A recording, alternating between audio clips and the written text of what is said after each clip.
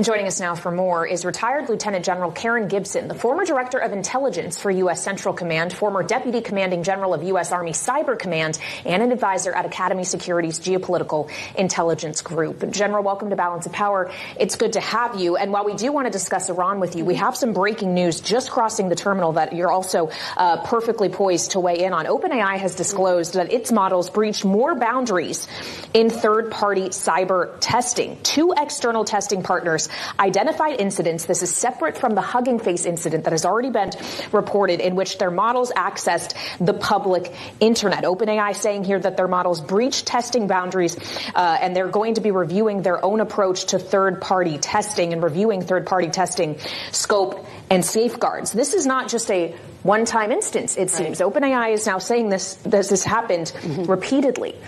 How do we get our arms around it? Yeah, so I think the meeting that they'll be having at the White House with some of these frontier model developers, Anthropic, OpenAI, and others, is really important for establishing that framework for testing, particularly from a national security perspective.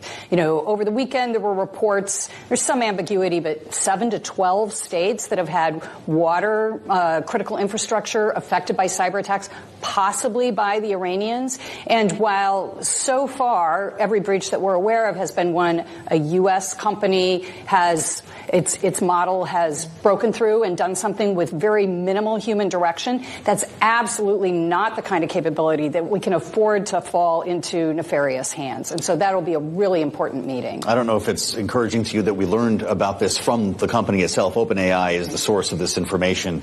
And it makes clear, just like the last time this happened with Hugging Face, Kaylee, the new incidents involved models accessing the public internet during third-party cyber evaluations under specific conditions and reduced safeguard configurations that did not reflect ordinary deployment.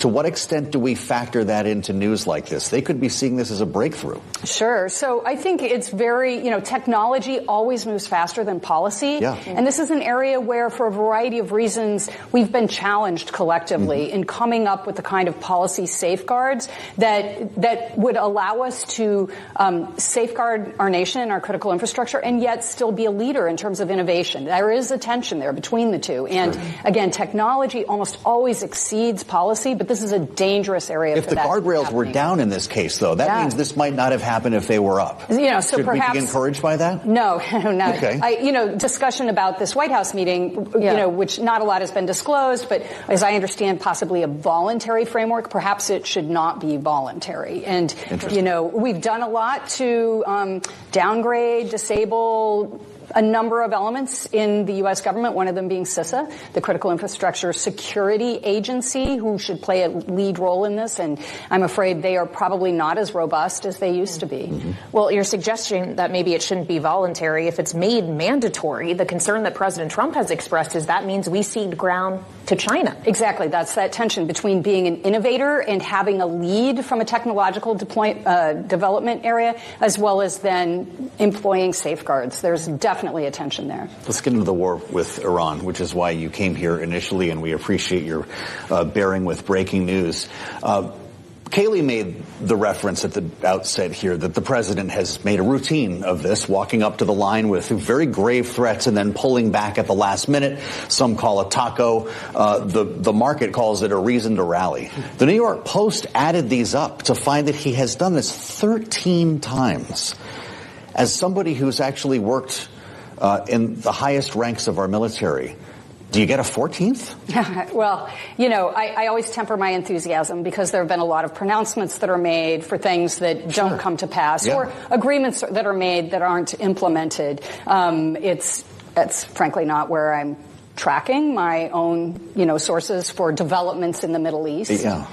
And many times these agreements, even when they're struck, are much harder to implement than they are to say that we've reached a deal. So I think I am cautiously optimistic in terms of reopening the Strait. That doesn't mean it's going to open tomorrow or return to commercial normalcy in the near term, because there is so much work, as Kate just outlined, before I came on, so many things to consider. Demining, the specifics of what the administration of of the Strait will look like. And commercial shippers and the companies that insure them will expect some trial runs, some demonstration of feasibility and safety before they are willing to send large numbers of vessels through. So, we're not going to see the Straits reopen per se tomorrow. Will a vessel go through? I'm sure that probably will, but I don't think we count that as open. Mm-hmm. Well, U.S. Central Command actually just posted on X that within the last 3 months, they've seen to it that 1,000 ships have been able to exit